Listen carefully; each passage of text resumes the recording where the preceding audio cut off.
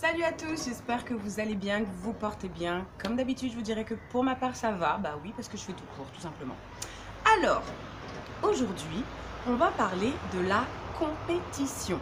Eh ouais, quand vous êtes en compétition avec quelqu'un pour obtenir un même objectif. Parce que selon la définition, il faut au moins deux personnes, voire plusieurs personnes pour déjà être en compétition. Si vous êtes tout seul, ça va être un peu ridicule. À vouloir atteindre un seul même objectif. Voilà. Donc la compétition, c'est le principe que deux personnes ou plusieurs cherchent à atteindre un même objectif. Ok. La problématique, c'est est-ce que c'est utile honnêtement pour être en paix, ce genre de choses? Est-ce que se mettre en compétition avec autrui est utile ou pas? Eh bien, je vous dirais, je pense très humblement que non. Que c'est concrètement pas productif. Notre société nous propose d'être en compétition avec la plupart des personnes. Ça commence dès l'école. Réussir, avoir la meilleure note, pas la meilleure note. Ensuite, ça joue dans la vie sociale, dans les clubs, dans le groupe de copains, le meneur, pas le meneur, dans la famille, l'influence, pas l'influence, celui qui fait mieux pour plaire à maman ou pour plaire à papa. Voilà, on est déjà dans de la compétition à ce moment-là. Mais l'idée, a priori, c'est de comprendre que chacun a sa place, d'où l'inutilité de la compétition. Chacun a sa fonction. Alors oui, forcément, dans une course à 5 personnes, il y a un premier, deuxième, troisième, quatrième et dernier. C'est pas la question, mais de toute façon, la course a été créée sur le principe de la compétition, qu'on se comprenne. Mais la vie de tous les jours, qui a dit que c'était une course? Qui a dit qu'on était censé arriver à une finalité, à un certain moment, etc., excepté les codes que l'on voit à la télé? Genre, on se dit, à 30 ans, il faut absolument être marié, avoir des enfants, un crédit, une maison, une voiture. Sinon, tu es hors cadre, tu es hors sujet, tu es forcément un marginal. Qui a dit ça? À part ce que l'on voit à la télé. Parce que, qu'on se le dise, c'est écrit nulle part, ça. Mais après, certains diront qu'on n'est pas éduqué par la télé. Mais en attendant, on a besoin de répéter certains profils sociaux juste parce qu'on les a vus à la télé ou dans un film ou qu'on les a lus dans un bouquin.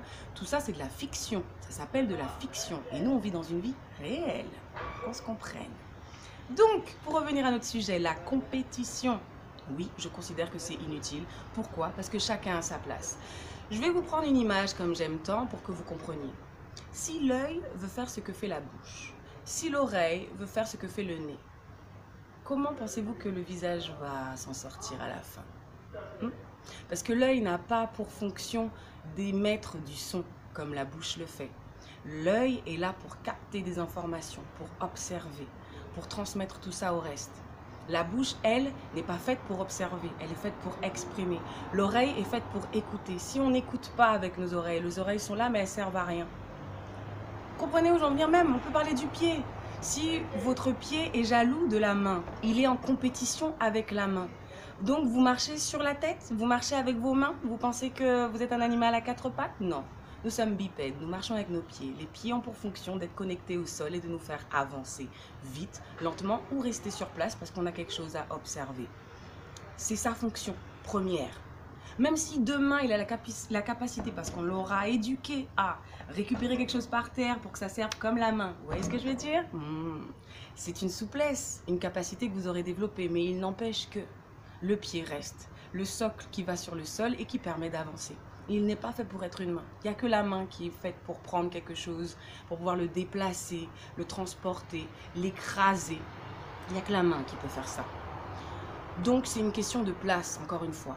D'où l'inutilité, en mon sens, de la compétition. De plus, la compétition développe l'orgueil, développe l'ego. Quand on perd, ça fait quel effet d'après vous? À part réveiller tout ce qu'il y a de négatif en soi.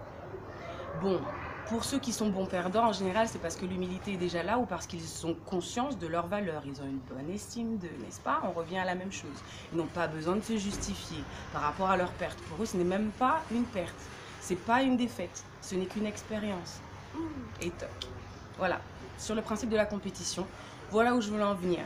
Je pense vous avoir tout dit, ça ne cause que de l'ego, ça réveille votre ego, ça le développe plus que jamais. C'est pas pour rien que nos hommes politiques, on sort d'une période municipale, c'est pas pour rien que nos hommes politiques, ils sont tous en compétition, et ils ont un orgueil démesuré en général. Voilà quoi.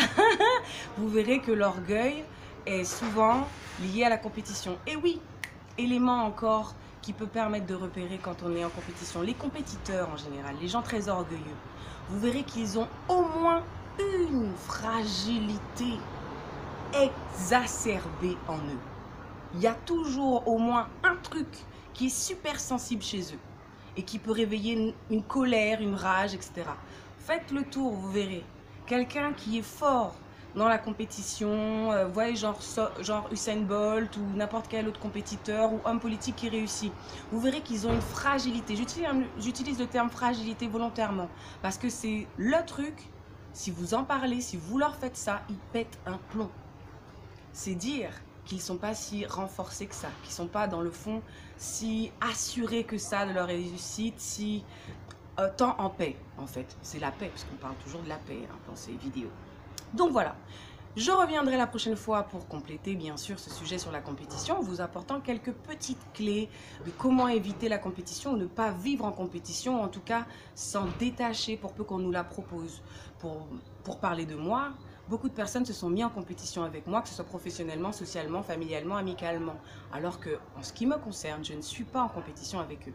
Et là, c'est là où, pour ma part, je considère avoir gagné. Pourquoi?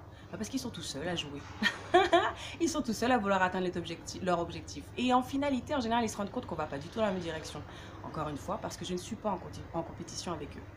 Voilà, voilou, j'espère avoir été claire, en tout cas concise, ça c'est certain, parce que j'essaierai toujours de l'être. Et je vous dis à la prochaine pour continuer sur ce sujet de la compétition. See you later.